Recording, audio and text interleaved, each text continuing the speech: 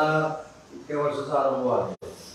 खोके कोणाकडे आहे, कंटेनर कोणाकडे आहे हे राजसाहेबांना माहिती आहे. पण जसं JNPTला कंटेनरचा हब आहे की अनेकांची मुख्यमंत्री पद गेली, पण देशाच्या पातळीवर पहिली अशी घटना आहे की मुख्यमंत्री पद गेल्यानंतर एक वर्ष अजूनही काही चिडचिड थांबत नाही. हे कारणामध्ये गेलेली आहेत ना, एवढी चिडचिड आपण बघितली का? हा सगळ्या चिडचिडीचा भाग आहे. आणि म्हणून राजसाहेबांनी मनापासून धन्यवाद देतो की खोक्याच्या पलीकडे जाऊन काही लोकांकडे कंटेनर आहे, गैरसमज पसरवणारी बातमी या पद्धतीने पुरवण्याचा काही लोक प्रयत्न करतात. ही बातमी म्हणजे महाराष्ट्र राज्याचे मुख्यमंत्री आदरणीय एकनाथ शिंदे साहेबांच्या उठावासोबत ज्या शिवसेनेच्या 40 आमदारांनी त्याला साथ दिली आणि अपक्षाने साथ दिली, त्यातले 11 आमदारांनी उद्धव बाळासाहेब ठाकरे पक्षाचे प्रमुख उद्धवजी यांच्या वाढदिवसाच्या निमित्तानं त्यांना शुभेच्छा देण्यासाठी फोन केला होता. अशा पद्धतीच्या गैरसमज पसरवणाऱ्या बातम्या गेले काही दिवस प्रसार माध्यमात येत आहेत. विशेषतः मला असं सांगितलं पाहिजे की त्यांना भेटण्याचा पण काही संबंध येत नाही, त्यांच्याशी बोलण्याचा देखील काही संबंध येत नाही. कारण ज्या भावनेनं आम्ही बाहेर पडलो, जाव केला, ती भावना काय होती? वर्षानुवर्ष महिने वेळ मागून सुद्धा वेळ न देणं, महाराष्ट्राच्या विकासाच्या संकल्पना ज्या आहेत, महाराष्ट्रातले जे आमदार आहेत शिवसेनेचे, त्यांच्या मतदारसंघात त्याच्या काही अडचणी आहेत आणि विरोधकांकडून होणारा जो त्रास आहे त्याच्यावर कुठेतरी पक्षप्रमुख म्हणून, मुख्यमंत्री म्हणून मार्ग निघावा, हीच आमदारांची कायमस्वरूपी भावना होती. पण त्याच्यासाठी देखील वेळ मिळाला नाही. आता तो वेळ मिळाला नाही, कसा मिळाला नाही, कोणी दिला नाही, हे सगळं आमच्या 40 आमदारांना माहिती आहे, मला देखील माहिती आहे. आणि म्हणून पुन्हा एकदा संपर्क साधावा, भेटायला जावं, अशा पद्धतीचं एसपीचं तरी कोणाच्याही मनात येणार नाही. पण एक जबाबदारीनं सांगतो, मी अनेक वेळा असं सांगितले की अनेक लोक ही शिंदे साहेबांच्या संपर्कामध्ये असतात, आम्ही पूर्वीपासून एकत्र असल्यामुळे आमच्या संपर्कामध्ये असतात. माननीय एकनाथ शिंदे साहेबांचा ज्या दिवशी वाढदिवस होता त्या दिवशी पूर्ण दिवस एकनाथ शिंदे साहेबांबरोबर मुख्यमंत्री मोदयांबरोबर, जे उद्धव बाळासाहेब ठाकरे शिवसेनेमध्ये 13 आमदार आहेत त्यातल्या 10 आमदारांनी शुभेच्छेसाठी एकनाथ शिंदे साहेबांना फोन देखील केला होता. आणि पुढच्या 2-3 दिवसामध्ये नंदनवन असेल, काही ठिकाणी ठाण्याचं कार्यालय असेल, या ठिकाणी रात्री 2 नंतर त्यातले 6 आमदार एकनाथ शिंदे साहेबांना भेटून देखील गेले. त्याच्यामुळे ही बातमी कळल्यानंतर अस्वस्थ झालेल्या भावनेतनं आता काय करायचं, तर एकनाथ शिंदे साहेबांबरोबर असलेले आमदार हे आमच्या संपर्कामध्ये कसा गैरसमज पसरवायचा. आपल्याला आठवत असेल की 2 महिन्यापूर्वी मी जबाबदारीने आपल्याला सांगितलं होतं, पुढचा पक्ष कुठे मला माहित नाही, पुढच्या पक्षातनं लोक शिंदे साहेबांच्या समर्थनाला येतील मला माहित नाही. पण त्याच्यानंतर 2 महत्वाच्या घटना घडल्या की आमदार मनीषाताई कांदे, उपसभापती लमताई गोरे यांनी शिंदे साहेबांचं समर्थन करण्याचा निर्णय घेतला.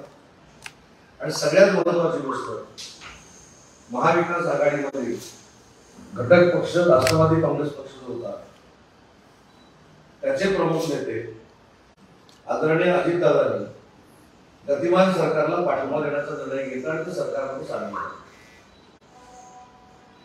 इथं आउटगोईंगचा प्रश्न येत नाही, इनकमिंग चालू आहे. अजितदादांसारखा नेता ज्यावेळी विकासात्मक दृष्टिकोन डोळ्यासमोर ठेवून एकनाथ शिंदे साहेबांना आणि देवेंद्रजींना साथ देण्यासाठी सरकारमध्ये येतात, हे मला असं वाटतं की सगळे प्रश्न हे संपलेले आहेत. इव्हन मी अनेक वेळा हे देखील सांगितलंय की कायमस्वरूपी वर्षभर गद्दार, खोके हे शब्द प्रयोग व्हायचे, परंतु अजितदादांचा प्रवेश झाल्यानंतर गद्दार शब्द संपला, खोके शब्द कमी झाला. कारण ज्या भावनेतनं सरकार गेलं, सत्ता गेली, मुख्यमंत्रीपद गेलं, म्हणून आमच्यावर चिडचिड करण्याची जी भावना होती ती चिडचिड ते अजितदादांवर करू शकत नाही, म्हणून त्यांच्याकडे ते शब्दप्रयोग करू शकत नाही. आणि म्हणून मला असं वाटतं की 11 काय, 2 काय किंवा 1 काय, कुठच्याही आमदारानं कोणालाही फोन केलेला नाही. आमच्या सगळ्या आमदारांचं माझ्या सहित हा एकनाथ शिंदे साहेबांवर प्रचंड विश्वास आहे. जी व्यक्ती सर्वसामान्यांमध्ये जाऊन काम करते, जी व्यक्ती तळागाळामध्ये जाऊन आपल्या विकासात्मक कामाचा ठसा उमटवते, त्यांच्यासोबत देवेंद्रजी असतील किंवा अजितदादा असतील, त्यांच्या साथीनं महाराष्ट्राचा विकासाचा आराखडा ते तयार करतात. अनेक गोष्टीमध्ये सगळ्यांना नाही देतात. तिथं आमदारांना दुसऱ्या कोणालाही फोन करण्याची आवश्यकता नाही. ते फक्त गैरसमज पसरवण्यासाठी केलेलं षडयंत्र आहे. आणि म्हणून जबाबदारीने सांगितलं की त्यांच्यातली 6 लोक जी शिंदे साहेबांना भेटली त्यांची नावं फक्त मी एवढ्यासाठी सांगत नाही, कारण राजकीय एथिक्स पाळतो, राजकीय संस्कार पाळतो की जे शिंदे साहेबांना भेटले ते आल्यानंतर कळतील ना कोण होते. तेव्हा आमच्यातलं कोणी जाण्याचा प्रश्न आहे, तुमच्यातले जे येणार आहे ते थांबवण्यासाठी अशा पद्धतीचे षडयंत्र केले. राज ठाकरेंनी आज मुंबई गोवा हायवेवरनं केलेली आहे. अनेक वर्ष झाली मुंबई गोवा हायवे हा होत नाहीये. जे नेते आहेत त्यांना वेळ मतं द्यायची का हा प्रश्न आता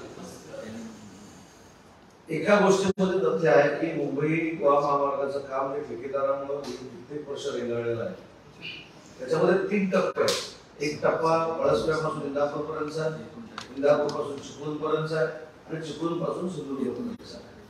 एक नक्की मला सांगताना आनंद आहे की ज्यावेळी सिंधुदुर्ग जिल्ह्याचा पालकमंत्री होतो ते वाकेड नावाचं जे गाव आहे लांजा तालुक्यातलं तिथं सिंधुदुर्गचा सगळा रस्ता करण्यासाठी यशस्वी झाला. परंतु ठेकेदाराच्या काही अडचणीमुळे ज्या पद्धतीनं ते काम यशस्वीरित्या व्हायला पाहिजे होतं ते झालं नाही, ही वस्तुस्थिती आहे. परंतु सार्वजनिक बांधकाम खात्याचे मंत्री रवींद्रजी चव्हाण हे शिंदे साहेबांच्या, देवेंद्रजींच्या, अजितदादांच्या नेतृत्वाखाली हा लवकरात लवकर सिंगल लेन तरी गणपतीपर्यंत पूर्ण व्हावा यासाठी स्वतः प्रयत्नशील आहे.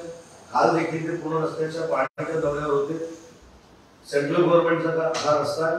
आम्ही सगळे लोकप्रतिनिधी प्रामाणिकपणानं काम करतो आणि तो रस्ता लवकरात लवकर पूर्ण होईल अशा पद्धतीची ग्वाही प्रभागाच्या पत्रकारांना देखील दिलेली आहे. वर्षभरामध्ये सगळा रस्ता पूर्ण होईल अशी वस्तुस्थिती आहे आणि तशी कमिटमेंट गडकरी साहेबांनी केली. समृद्धी महामार्ग हा 4 वर्षात होऊ शकतो किंवा इतर अनेक प्रकल्प होतात. मुंबई गोवा हायवे करण्यामागे प्रशासन कुठे नेमकं कमी पडत आहे की इच्छाशक्ती कमी पडते? मी स्पष्ट सांगितलं की ठेकेदाराच्या अडचणीमुळे, तांत्रिक अडचणीमुळे, ठेकेदाराच्या मानसिकतेमुळे हा रस्ता रखडलेला आहे. तुम्ही इंदापूर ते पळसपे ते इंदापूर हा रस्ता बघितला त्यावेळी देखील कोर्ट कचेऱ्या झालेल्या होत्या.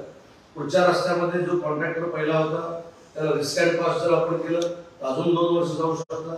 म्हणून काही कामं सबलेट करून कॉन्ट्रॅक्टला देण्यात आली, ते देखील कॉन्ट्रॅक्ट अपयशी ठरले. ज्या कॉन्ट्रॅक्टरना कामं दिली होती, सबलेट केली होती, त्यांचे पैसे पूर्वीच्या कंपनीने दिले नाही, म्हणून रस्त्याचं काम थांबलं. त्या तांत्रिक बाबीमुळे रस्त्याला उशीर झालाय. पण पुढच्या वर्षभरामध्ये नक्की कोकणवासियांना रस्ता वापरता येईल. सर, ग्रामीण रस्त्याच्या अभ्यासासाठी आता विदेशी दौरा करण्यात येणार आहे. सरकारचे 19 अधिकारी आणि 2 आठवड्यातच हा दौरा जो आहे तो होणार आहे.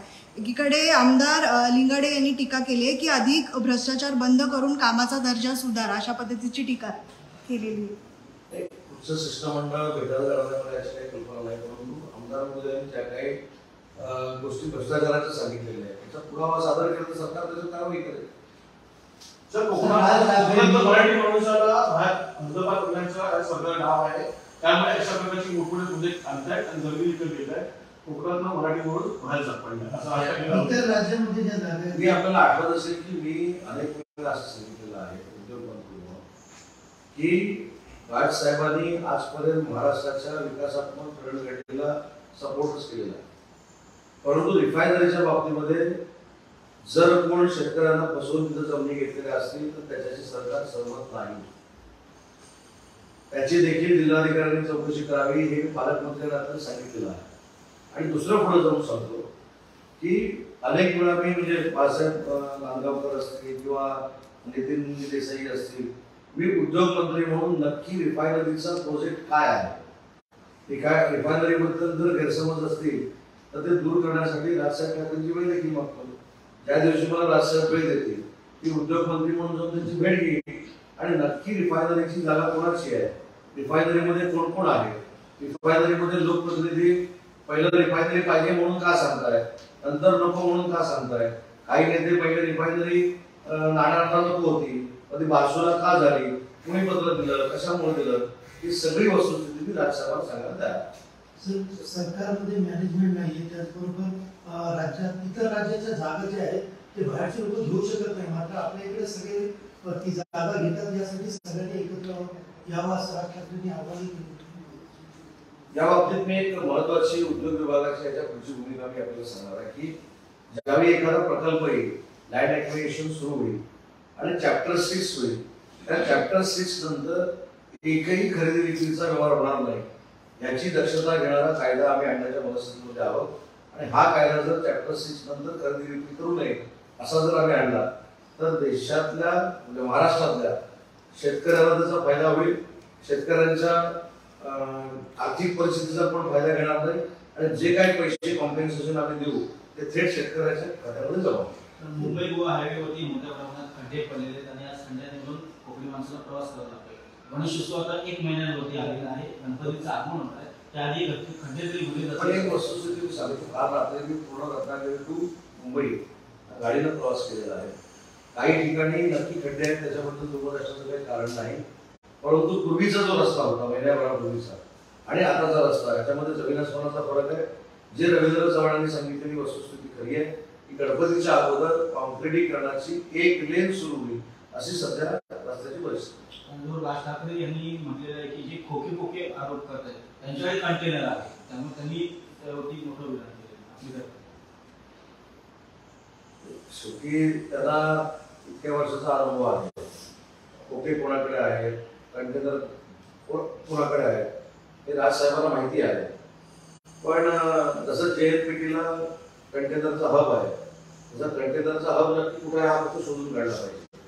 कारण काही लोक कंटेनर खोके सगळे घेऊन मोकळे झाले आणि आता फक्त सत्ता गेल्यामुळं आणि पदं गेल्यामुळं आता राग कोणावर काढायचा तो शिंदे साहेबांवर आमच्यावर काढला जातो. पण आपल्याला देखील माहिती आहे की या महाराष्ट्रामध्ये अशा वेळी अनेक वेळी घडामोडी घडल्या की अनेकांची मुख्यमंत्री पद गेली. पण देशाच्या पातळीवर पहिली अशी घटना आहे की मुख्यमंत्री पद गेल्यानंतर एक वर्ष अजूनही काही चिडचिड थांबत नाही, अजूनही टीका टिप्पणी थांबत नाही. शेवटी खिलाडू व्यक्ती असली पाहिजे. शरद पवार साहेब असतील, विलासराव देशमुख असतील, अशोकराव चव्हाण असतील, नारायणराव राणे असतील, मनोहर जोशी साहेब असतील, यांची पण मुख्यमंत्री पद काही ना काही कारणामध्ये गेलेली आहेत ना. एवढी चिडचिड आपण बघितली का? हा सगळ्या चिडचिडीचा भाग आहे आणि म्हणून राज साहेबांनी मनापासून धन्यवाद देतो की खोक्याच्या पलीकडे जाऊन काही लोकांकडे कंटेनर आहे हे त्यांनी महाराष्ट्राला सांगितलं. सर, दुसरीकडे उद्धव ठाकरे आणि त्यांच्या टीम आहे की लोकसभा मतदारसंघ आहे आढावा घेत आहे. एकीकडे तुमच्या तिघांची महायुती आहे, दुसरीकडे पवार, काँग्रेस आणि ठाकरे असं एकंदरीत एक चित्र दिसतंय. पण तरी सुद्धा काही काँग्रेस आणि राष्ट्रवादी काँग्रेसचे पवारांकडे त्या मतदारसंघाचे आढावे उद्धव ठाकरे घेत होते. पण उद्धव ठाकरेंना भीती आहे की महाविकास आघाडी होईल नाही म्हणून स्वतःची तयारी करतात. नक्कीच भीती आहे. सगळ्यात महत्वाचा भाग त्यांच्या पक्षामध्ये काय चाललंय याच्यापेक्षा आम्ही काय करणार आहोत हे आमच्या दृष्टीने महत्वाचं आहे. आणि मी जबाबदारीनं सांगतो की 48 पैकी 45 पेक्षा जास्त खासदार हे महायुतीचे निवडून आलेले महाराष्ट्रामध्ये आपले दिसतात.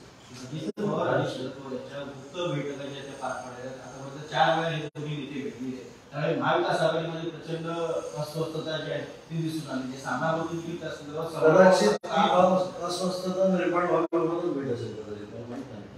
याचा खुलासा जोपर्यंत दोघेही एकत्र येऊन करत नाही, पवार साहेब आणि अजित दादा, पण आपल्याला काही कळणार नाही. आणि पवार साहेबांनी याचा खुलासा केला की अजित दादा त्यांची पुतणे आहे, त्याच्यामुळे त्यांना भेटतो. अजित दादा म्हणजे ते माझे काका आहेत म्हणून भेटतो. येणाऱ्या निवडणुकांमध्ये महाविकास आघाडी म्हणून तुम्हाला प्रमुख दावेदार प्रतिस्पर्धी असतील का ते विखुरलेले असतील? प्रतिस्पर्धी छोट्यातला छोटा असो, मोठी प्रतिस्पर्धी असतो. एक खासदारकीच्या जागा ज्या आहेत त्या 45 जिल्हा आणि आमदारकीच्या जागा 215च्या वरच्या.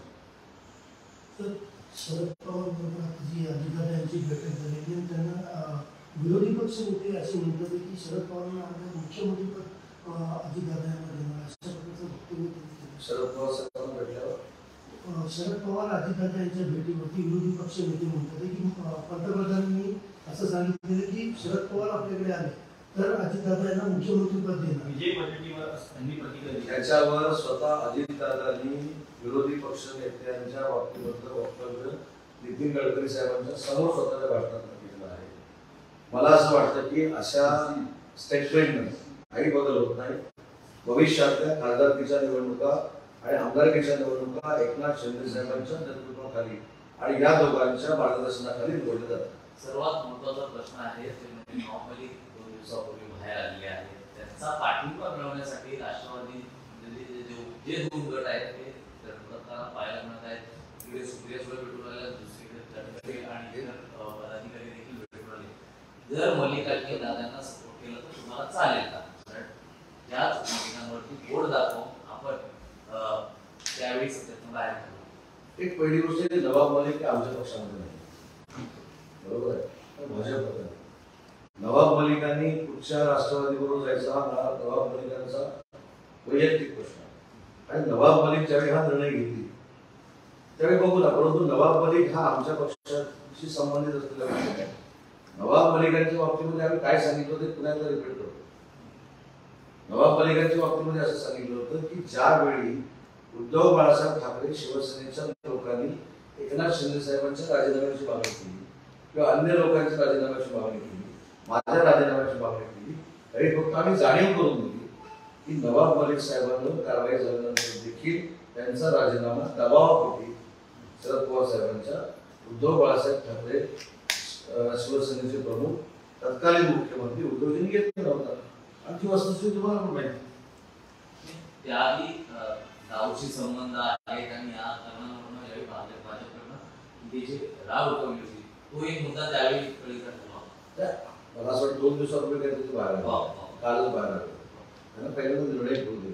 निर्णय घ्यायच्या अगोदर आपण जर निर्णय त्यांना घेऊ दे. आणि शेवटी राष्ट्रवादीमध्ये कुठच्या जायचं, पवार साहेबांसोबत राहायचं की अजितदादांसोबत राहायचं, हा राष्ट्रवादीचा इंटरनल मामला आहे. तो पहिला होऊ दे. सर, राज ठाकरेंनी 2 दिवसापूर्वी अजित पवार आणि शरद पवार हे एकच आहेत, एक गट राष्ट्रवादीचा गेलेला आहे, आता दुसरा गट देखील जाण्याच्या मार्गावरती आणि हे लवकरच होईल अशा पद्धतीचं वक्तव्य केलं होतं.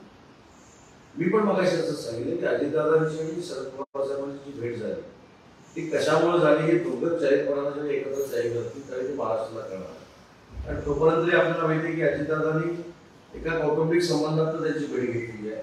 आणि पवार साहेबांनी देखील सांगितलेलं की अजितदादा पुणे असल्यामुळे मला भेटायला लागले.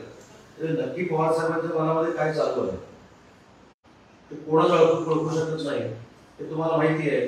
आणि म्हणूनच आज परत सामना त्यांच्या विरोधात देखील तयार झालेला आहे. त्याच्यामुळे ते राष्ट्रीय नेते आहेत, त्यांनी त्या गोष्टीचा खुलासामध्ये 2 दिवसापूर्वी केला वाटतं. ठीक आहे.